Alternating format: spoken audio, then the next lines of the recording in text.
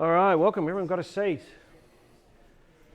So welcome to the Bootcamp. Sorry about all the issues this morning. So hopefully we're going to, go through this pretty smoothly. Thank you to all our sponsors for the event. So what we're going to be talking about today is a little bit different to most of the other tracks. We're going to be talking about Python for the Azure Platform Engineer. So just a show of hands, who's done Python before? Who likes it? Who's going to stick with it? Right, who does like other languages like C#, .NET, just random languages, Java? Yeah, okay, cool. So a little bit about me. My name is Saikovski. I'm ex-Microsoft. I used to work in Anthony's team over there as a principal cloud engineer at the CSAE at Microsoft. I'm now a contractor at ING. There's my LinkedIn if you want to link up with me. Some of my passions all around coffee, code, Golang. I do quite a bit of Golang, Python, bit of a retro gaming fan. I love heavy metal music. I'm not ashamed of it. I'm down there in the corner somewhere. No, I'm not. And Azure, obviously. So I've been doing Azure for about 10 years. I've been in the IT industry for 30. I'm doing dev for 20 plus. So I'm a bit of a relic. So the filtering's been very kind for me on the photo. And interrupt me at any time too with any questions, anything you're not sure about. We've got a limited amount of time, so we'll see how we go. So what we're going to talk about is some Python, very, very brief history. Why would you use Python? Why would you not use Python? Give you some code samples, getting started. I'll show you some tools, tips and tricks, introducing the Azure SDK for Python, which is the main crux of why we're here today. I'll do some demos, nothing too scary. I'll share the repo with you if you want to mess around with it in your own time, and we'll do some Q&A. How's everyone feeling? Everyone okay? Good? Caffeinated? Survived the lift episode? Good. So there's Guido. He loves pie ladies. So he's the inventor of Python. He's now actually working at Microsoft, running a crack team of engineers to sort of invigorate Python to make it a first-class language. So it's a pretty old language. It's actually older than Java. It's not as old as me, but it's getting close. And the interesting thing about Python, it's not actually named after the snake. It's actually named after Monty Python. A lot of people don't know that. So it's open source, as we all know this. It's multi-platform. It runs everywhere. It's very easy to learn and read. They teach it at primary schools now, I think. I've seen boot camps at the local kindergarten even. So, and also NASA uses as well for some of their big data science projects. And that's its real bread and butter sort of strength. So why Python? Why would you want to learn it? Who's developers here, by the way? Who are not developers? Who's never written a line of code? No, put your hand up, it's okay. I'm not going to... PowerShell. That's still code. Who's never done a line of programming in their life? Don't be afraid. I'm not trying to single you out. That's fine. That's good. If you're going to learn a language, this is probably the one I would recommend to start with. Very, very easy. It's designed to be human readable. So with this, you get a whole bunch of things out of the box, but they call batteries included. It's got a very active community, and it is the #1 programming language in the world, apparently, after C#. It depends who you talk to. It's very, very rich package ecosystem. Now, you've got to be very, very careful, and we'll talk about this a little bit, with some of the packages you do use. It's obviously, now for some weird reason, it's the data science and machine language learning language of choice. All machine learning training, everything you'll see with machine learning and data science, all uses Python. There are other languages like .NET that have ML libraries and whatnot, but Python is it. So if you want to get a job in machine learning, data science, learn this.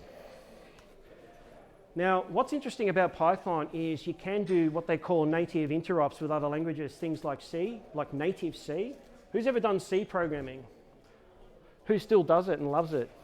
No one, great. Oh, one guy, okay, there's always that one guy.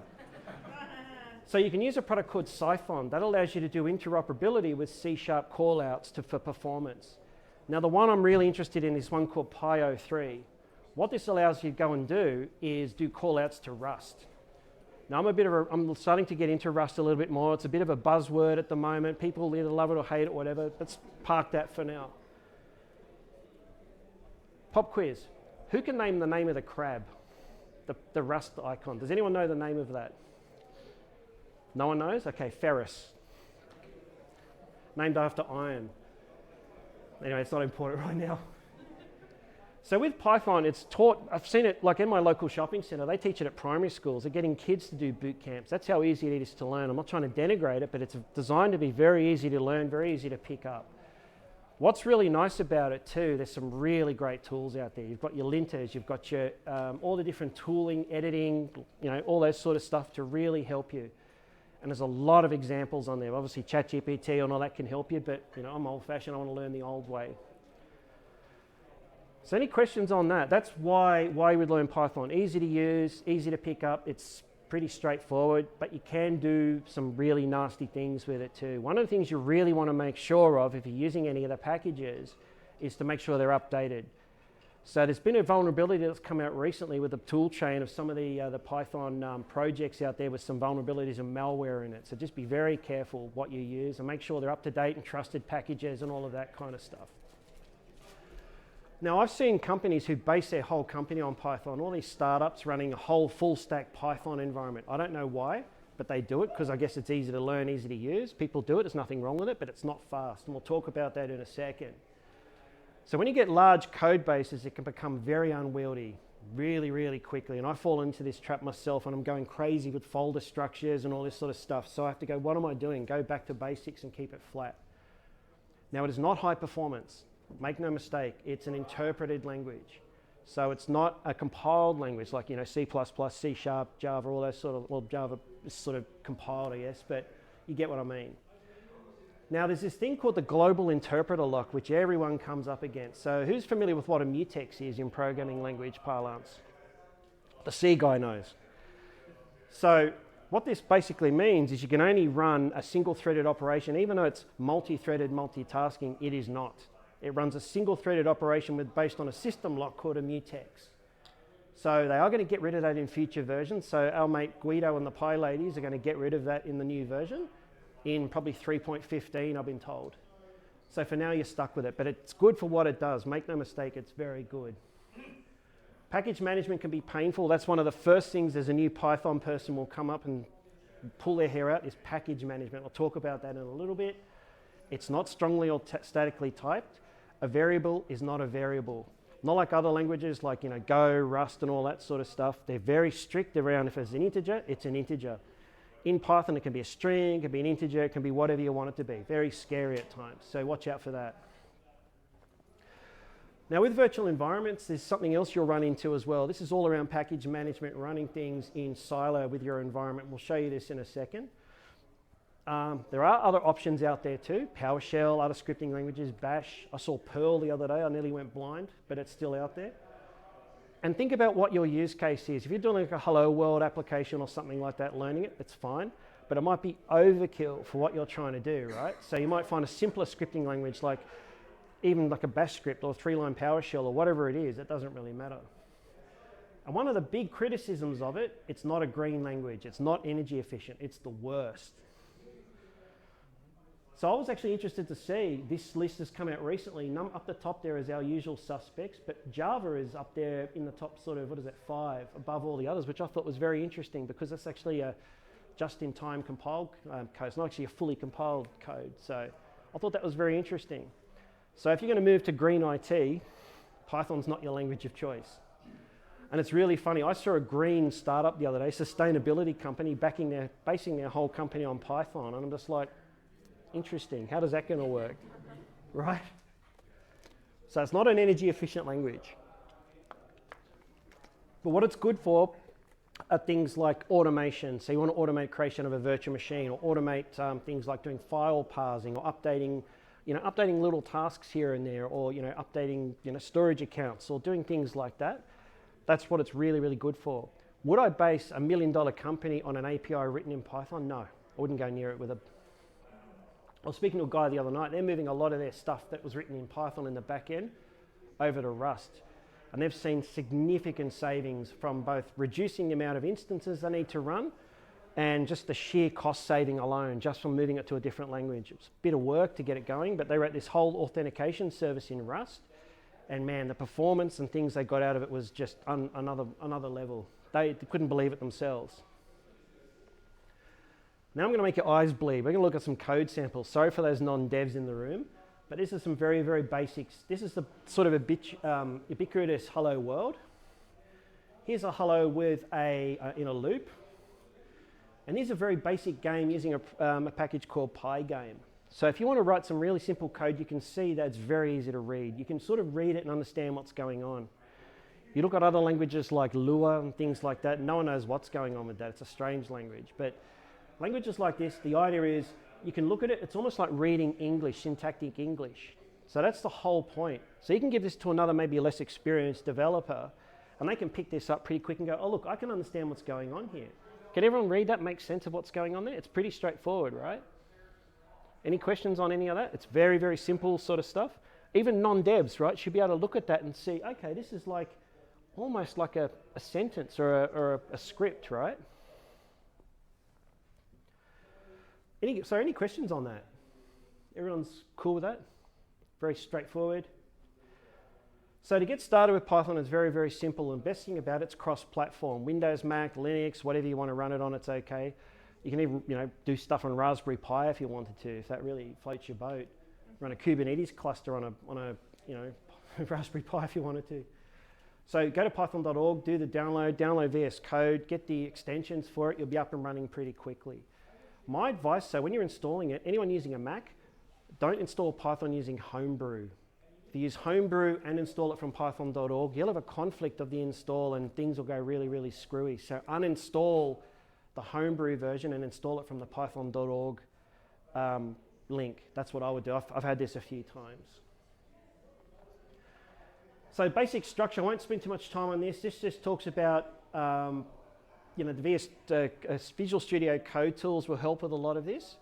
It's particularly the trickiest thing for a lot of people that catches a lot of folks out. Who here has done any work with YAML? Who really loves YAML?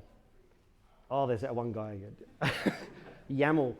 So what the trick is with this is it's indented. So you'll note the indenting with it. So obviously if you're using like a basic notepad kind of editor, it won't help you. Whereas you use Visual Studio Code, it'll show you red squiggly marks if things are wrong in your code.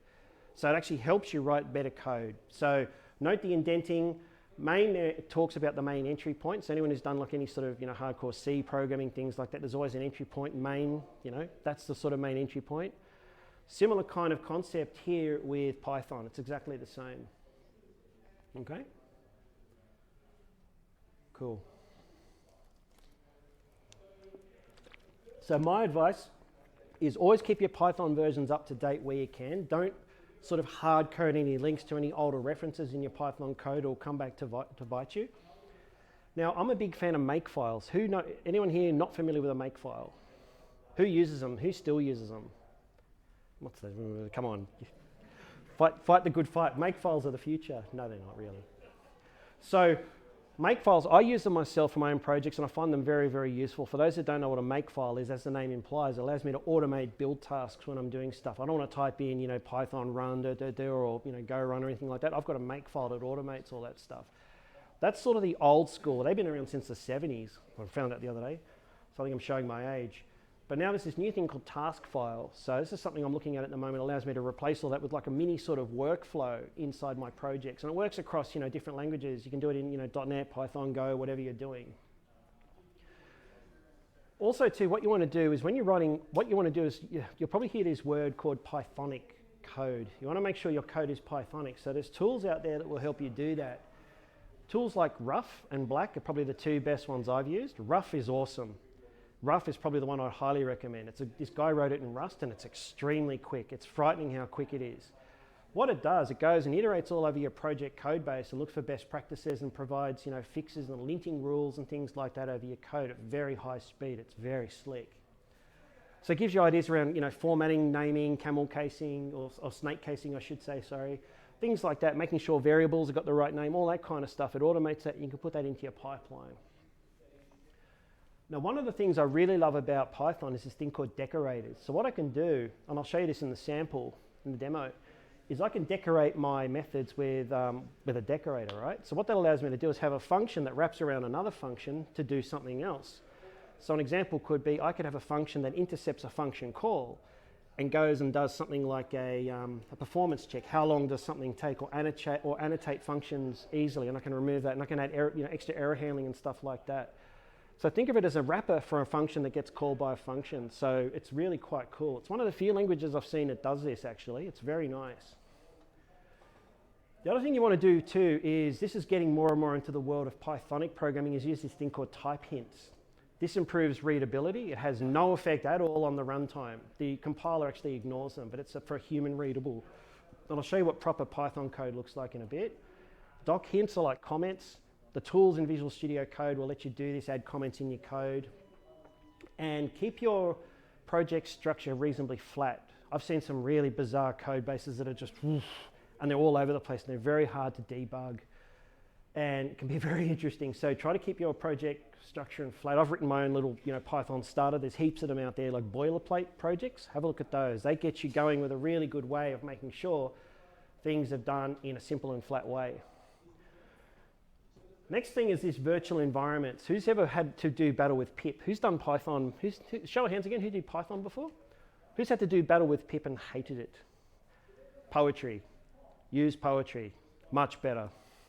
So what poetry will do, and I'll talk about this in a little bit, I think it's the next slide we talk about it, allows you to do much easier package management and dependency updates. And it works inside your build chain too, inside your DevOps pipelines and whatnot. And obviously there's heaps of style guides, PEP 8, and there's newer versions of that as well, and use PyTest for your testing, things like that. So yeah, so make sure, keep things up to date, use task file. I haven't used it yet, I've started reading about it. People have been recommending it on Twitter, I've been having a look at it. Use rough tools, type hints, all the stuff there, but keep simplicity. So start simple and then start building around it. You can always refactor later, right? Otherwise you get into this endless refactoring loop of building your projects out. You won't get anywhere. And the boss is, chasing you, where's that thing, and you're in this refactoring loop and you're kind of stuck. Any questions on that? Yeah. On? I haven't got any samples on that, no, task file. I just put it there as a reference. I've only just come across it recently, and everyone's been recommending. So the question was, can you give me some more info on task file? I've only just come across this recently. It's like a replacement for make files, but it's more of a, from what I've been reading, it's more of a workflow-based way of doing things. It looks pretty cool. YAML though. So yeah. How's poetry any different from using VM?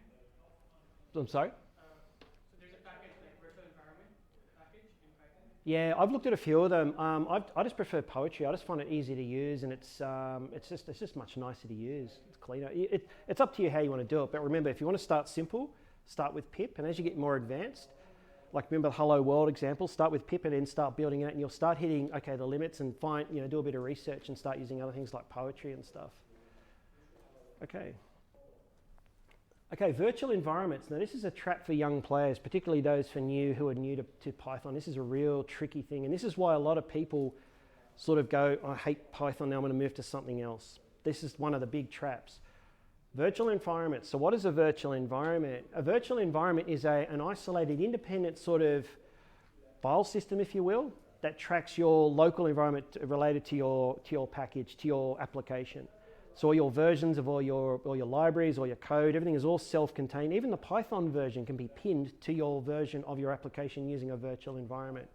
So it's separate to what's installed on your base machine. So you can have the application running in Python 3.12. You can have a newer version of the application running in 3.11 for whatever reason, but they're separate. That's where virtual environments come into it. Sort of literally virtualizes your environment for your Python projects. So it's an isolated folder structure. You can either use pip or poetry. Now the big trap is this last point down here, is you've got to activate the virtual environment for it to work. Otherwise it won't, it'll just say can't find environment, can't run. I'll let you guys get a copy of that one. So it's really important to get that right. And that takes me back to a make file. I can go and do an activate and it does all that boilerplate activation. Yeah? How does poetry compare with Anaconda? How does poetry compare to Anaconda? It's personal choice. Anaconda, I've used Conda, I've used Anaconda. I think Anaconda is much more geared towards machine learning projects from what I've seen, whereas Conda is more of a trimmed down version of that. A lot of the examples Microsoft have, they use pip or Conda.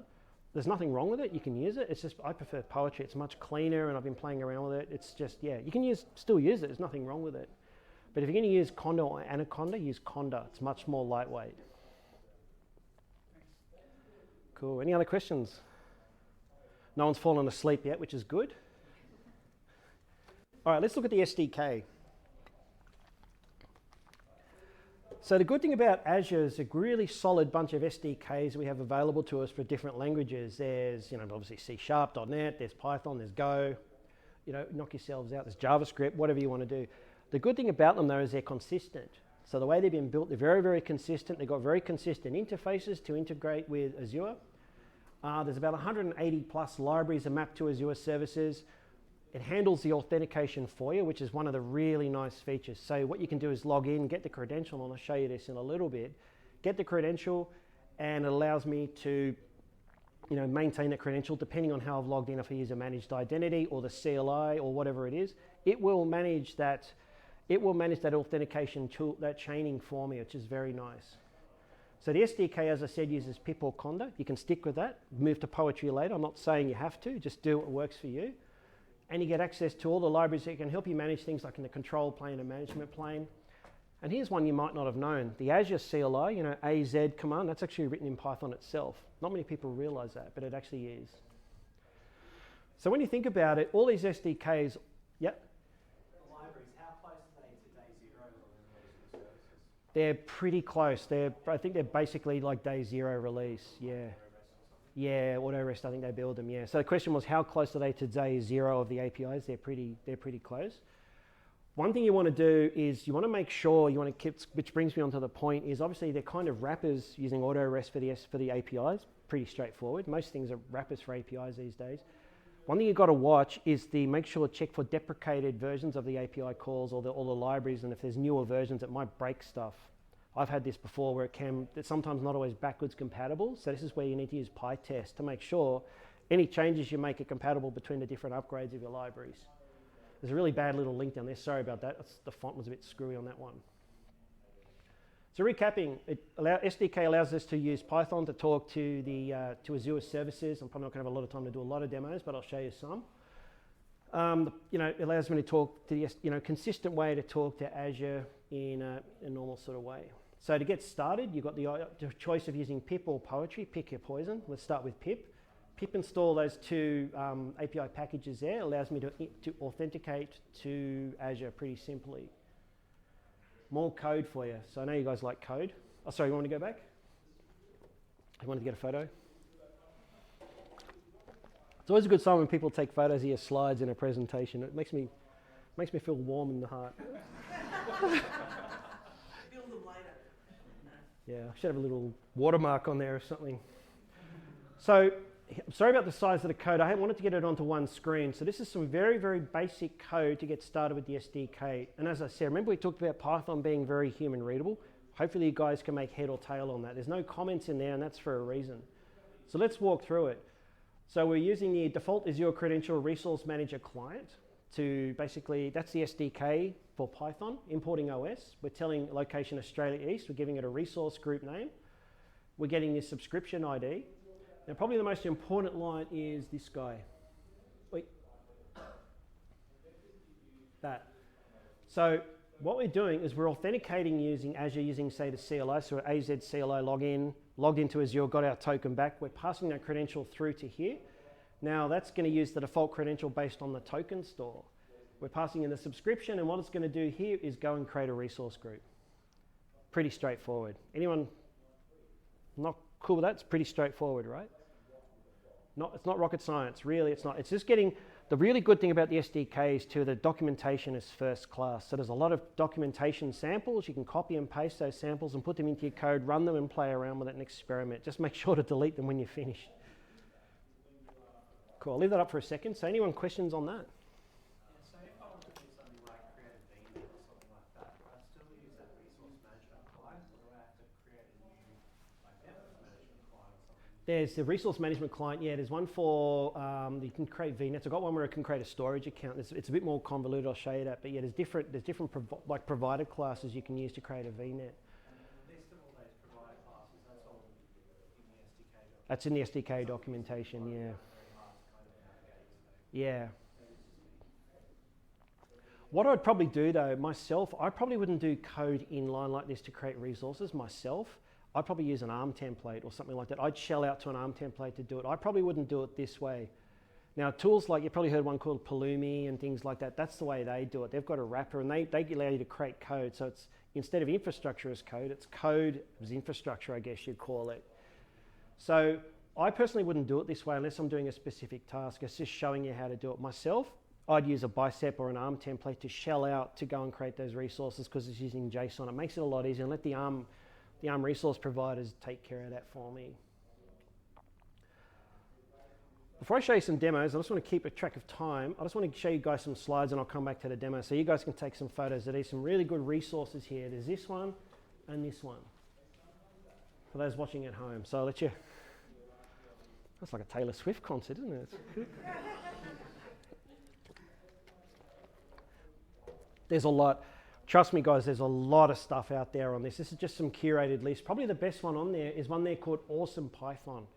Highly recommend that one. It's a list, it's a really big list of all sorts of things. If you want to go, how do I do this in Python? How do I convert a PDF?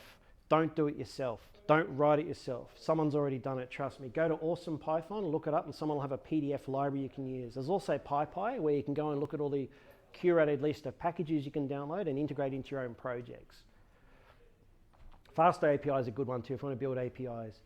Personally, I wouldn't do that in production. A lot of people shoot me down when I say that. If you want performance, don't use Python. It's as simple as that. You want to do stuff really good and simple for simple applications and things like that for your applications, it's fine, but you want to really perform an app, I wouldn't use Python for that. It's just, I'm probably going to get struck down by the gods somewhere, but that's my view of that. There's better languages to do that. But it's got its place, right? So there's a whole bunch of stuff here. There's also this one. Not as many cameras this time. So if you want to do things with Pygame, like you want to write games, Pygame, you want to teach programming to your kids, Pygame is really cool. You want to create a snake game with your kids, use Pygame, it's really cool. It's actually really cool. It's very, very simple. You want to do Django, you want to do, TensorFlow, any sort of stuff, there's a whole bunch of things there you can use to get going. But Pygame, if you want to just spend some time with your kids, that's what they teach in some of the coding boot camps. I've seen them out in where I live in Sydney. They teach Pygame programming to kids to build snake games and things like that. It's really cool. And simple. It's a really good fun way if your kids are into that. So I'll show you some demos in a sec. So yeah, so the other one too is PyInstall is another one too. If you want to package up your applications into a single sort of package, it's not compiled code, but it wraps it up into like a single folder with a binary, wraps the package up including Python, creates an executable, and you can run that and it's got everything self-contained. And Ruff's the other one, I mentioned that before, that's sick. Highly recommend that. All right, I'll show you a demo real quick now if we've got time for this.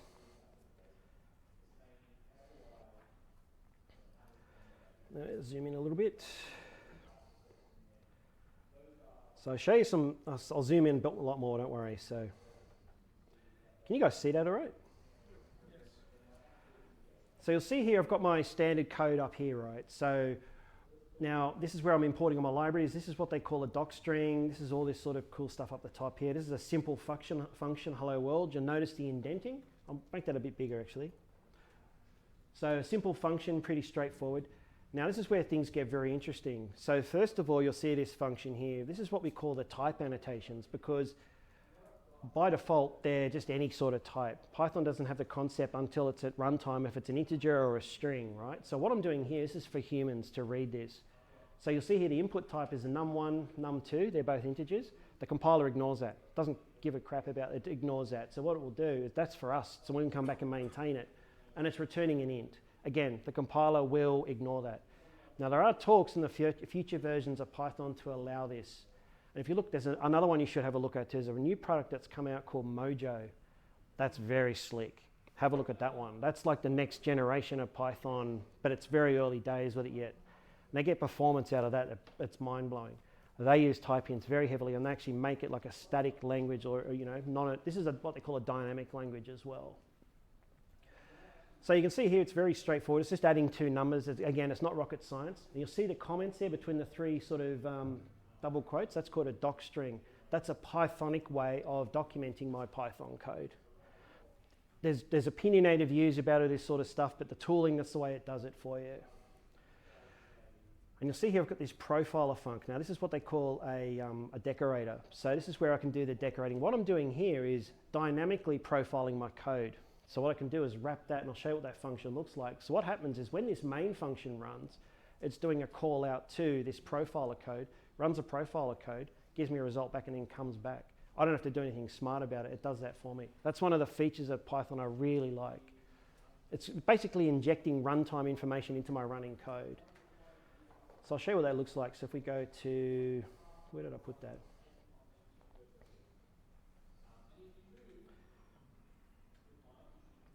Now this is a little bit narky, this one. This is a bit interesting because what this is doing is using a product called functool. So what I'm doing here is declaring it as a, you'll see it's got args and keyword args. Basically it's a dynamic function, or what they call a variadic function. Who's familiar with a variadic function or a variadic data? Yeah, okay, the C guy again. We need to talk. So this basically tells this function to accept any parameters of any type and do some stuff. And what this is doing that profiling for me. So let me just run this and I'll show you what I mean. So if I do make run using a makefile. I don't know if you can see that, but you can see the elapsed time. That's generated by that other piece of code, that decorator. That's automatically generated for me. So this allows me, when I'm doing development, it allows me to go in and say, okay, how long is this piece of code going to take to run? Decorators is a very underrated bit of kit. I'm a big fan of those. So that's one thing. Well, it makes it hard to see on a small screen, isn't it? So let's have a look at this. I'll make it a bit smaller, sorry. It's the Python police coming to get me. Now this is a little bit more of an involved one. I mean, I probably won't have time to run this one, but trust me, it works. All this is going to do is that this is a more detailed version of what we did before, creating a resource group. So this is well common. I actually ripped this off from the Microsoft site, so you can use this, have a look at this one yourself in the SDK. But it's very, very human readable. So it's going to get a credential. So I've logged in using the default Azure credential. In this case, using Azure CLI. I've logged in, authenticated, happy days. I pass in a subscription ID as an environment variable to say which subscription I want to go and provision that resource group in. And just go and provision a resource group with tags. That's it. So there's not much to it. It's a bit, there's a few problems with this code. There's no error handling. So if it fails, it'll just fail and bomb out. So I could do smart things with like retries and things like that, but it depends on how crazy you want to get with it. I'll show you another one. This one does a, so I'm not trying to bore you with too much code. I'll run these in a sec.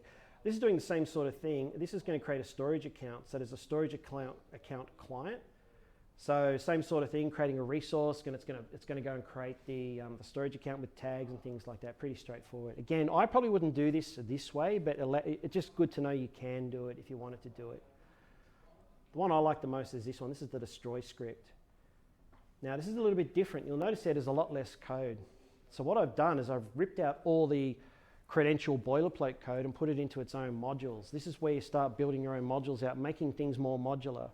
So who's familiar with the solid programming principles? Anyone familiar with those? Anyone ever touched those? Solid? So it's a single, and what I've done here is created a function that's got this single responsibility. So all it's going to do is authenticate to the client. So what I've done is put that in its own module, and it's reusable across my projects now. So what I can do is, rather than having everything in line, which a lot of Python people do, there's nothing wrong with that, the code becomes this long. So by doing this, it allows me to reduce the amount of code and having the functions in different modules to be able to do that. It's like any other sort of programming language, but for starters, start with a big piece of code and then you get into the refactoring loop of start pulling stuff out, putting it into its own modules. So to run that, it's really not rocket science. So what I'll do is I'll have to zoom in a little bit for this one. So I've got my little, oh, here's a little hack for you too. I don't know if you knew this one. If you're doing stuff in VS Code, if you want to run bash scripts, create a file called a suffix of AZCLI. So what it allows you to do is I can highlight code like this, and I can just do, in this case, command, and it allows me to run it. So I can highlight it. So rather than copying and pasting into the terminal, it allows me to run it straight from the CLI command. So what I'm going to do is let's do this real quick. I mean, it's not that exciting, but you get the idea. So I've got to give it this subscription is going to be blown away, so don't try to hack it. So what I've done is created an environment variable to tell it which subscription I'm going to use. And we're going to run the first one. So all I'm going to do is if I run the hello world, we've run that. I'm going to create a resource group. So I'll create a resource group, and it's going to create a resource group. It's not rocket science. It's not a most exciting demo, but you can see here it's created a resource group. It's quite fast. So if I go to the Azure portal, it takes now the thing is I found too, when you're calling these APIs, it doesn't show up in the Azure portal. I've seen this quite a bit. When you do stuff programmatically in Azure with the SDKs, it doesn't show up instantly in the Azure portal. It doesn't mean it hasn't worked. It takes a little bit of time. So there's my resource group. So I'm not telling you dodgy stuff, and it's got tags there too, I think. Yeah, there's some tags. So I didn't do that. I did this programmatically, but it just shows you how to do it, and it's very, very simple to do. Okay. Yeah, so that's basically that, and I'll run the last one, which is the destroy script. All it does, this one's quite nice. So all this one's going to do is go in and delete, and I'll get rid of this, wait a sec. All this is going to do is, for that subscription, go and loop through all my resource groups and go and destroy them all. Be careful with this one. But it allows me to go and destroy all my resource groups programmatically.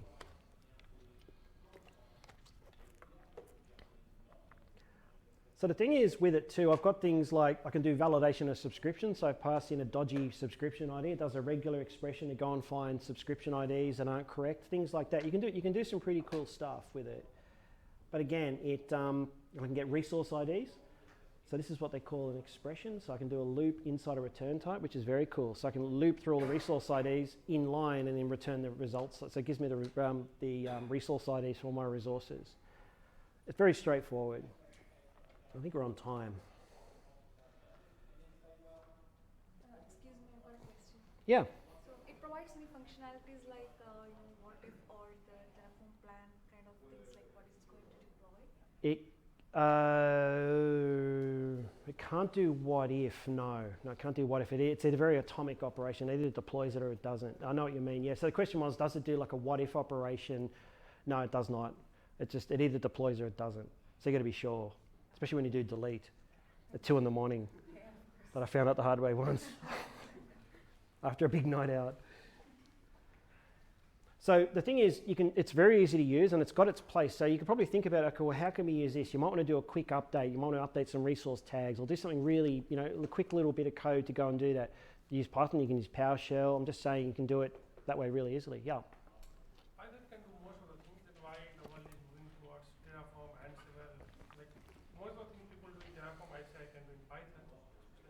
Yeah, good question.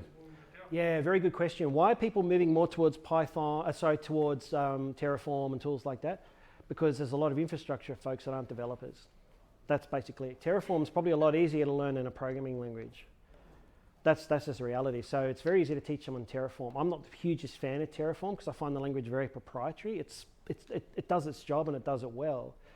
But it's more a declarative language. So you look at Terraform, it's a declarative, a templating language when you think of it. Whereas this is an imperative language. It allows me to do loops and stuff like that. What you can do is go halfway. There's a thing called the Terraform CDK. I've not used it much. I've read about it. It allows me to write all my Terraform code in Python or TypeScript or whatever, and it transpiles that into Terraform code and then goes and deploys it. You could do that. The thing I hate about Terraform is the testing. I don't like how it does all the testing. The irony is you can use Python to do your unit testing. Too near, right? Sorry? Yeah. If you don't have privileges, say, to create a resource group in the UI, is there any way of doing it via the API? Same problem applies. You're using the same credential. So the question is, if I'm trying to do something through the user interface in the Azure portal and I want to try to do it programmatically through the API, you're the same problem because you're using credential to log into the Azure resource managers, resource providers to do that. Yeah. So there's no, you can't do it. Like if I don't have permissions, it won't let me do it. Yeah, I thought so. I just want to double check. That's a safeguard, all right? So there's no sort of hacky way backdoor. You're not going to, upset your boss's Bitcoin rig, to go and destroy it, right? Yeah, man. Yeah, maybe there's a bit more information about Mojo. More information about modules. Mojo. What's that? Mojo language. Modular. Oh, Mojo. Yeah, Mojo is a very good. It's like a superset. So the best way to describe Mojo is think of it as like TypeScript for Python. Anyone familiar with TypeScript? So what TypeScript is to JavaScript, Mojo is that to Python. But from what I've seen, it's very slick. So what Mojo does is allows you to run applications, and it's very early days with it yet.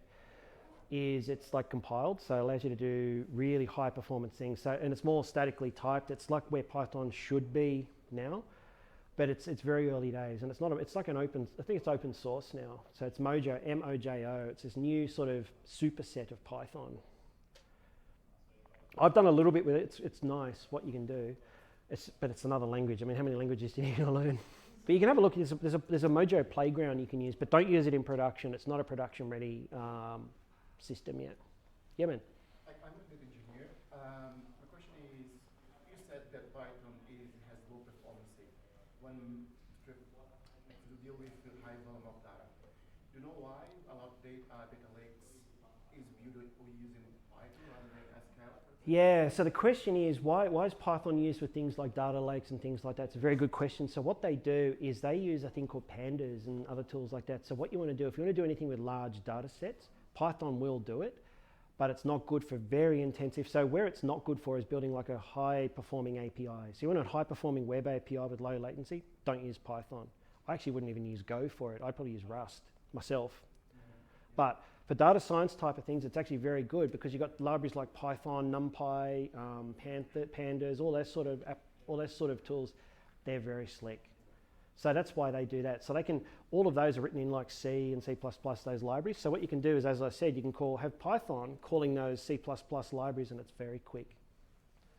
Well, in terms of like enrichment, treatment of data, and moving to the data for different stage in the data lake, it's not the best one to do that because they actually deal with a high volume of big data. If it's good for some, look, it's good for big data and things like that, but it depends what you're doing. You could run it, and the thing is, it uses a lot of memory too, because it's an interpreted language. So for big data analysis is probably okay, but depends on the volume of data. Yeah, it depends what you're doing. I think you probably got one.